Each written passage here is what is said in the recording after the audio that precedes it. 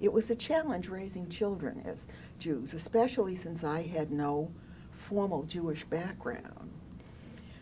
But I made an enormous thing out of Hanukkah for them. And it was not an important holiday. I remember early in my career here in Amherst, I was listening to a rabbi who was talking about Hanukkah. And I thought, who's that wonderful rabbi? Because he was saying it's not an important Jewish holiday, it's not one of the major ones, and it turned out to be Saul Perlmutter from Hillel.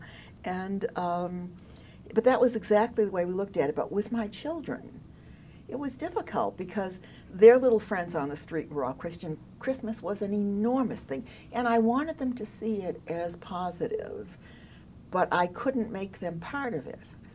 So, oh, you would laugh. You would really laugh. I invented a Hanukkah angel.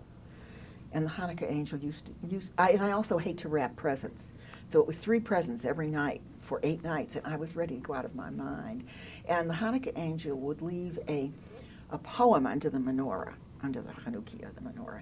And that would be a clue to where the presents were. And they would take off, and I didn't wrap the presents. They were just waiting in these places. And their friends thought that was great. They thought that was the best thing. And I remember little Peter Fowler, who was my younger son's best friend, and Sally and I were very close friends. They lived 2 doors down. And Sally said, Elaine, I've got a problem with you. She said, Peter says it's more fun being a Jewish. So obviously it was okay. I don't know about my children's Jewish identity. I think it was always problematic for my daughter. We lost our daughter when she was 37. And my son with Asperger's, he knows he's Jewish.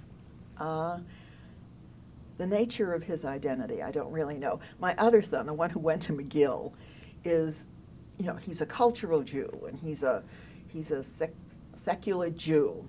But it's interesting that when he went to McGill, and he went intending to be a Russian major, which he was, one of the first classes he took was in Yiddish, which I found interesting.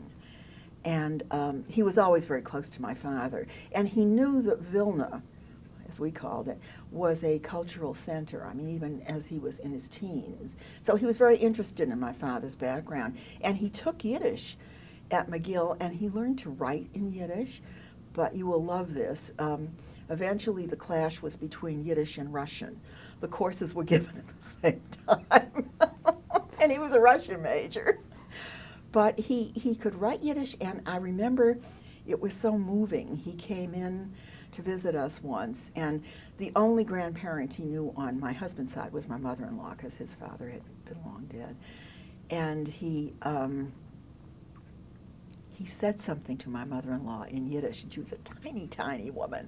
She looked up and she said to him, "How do you know that?"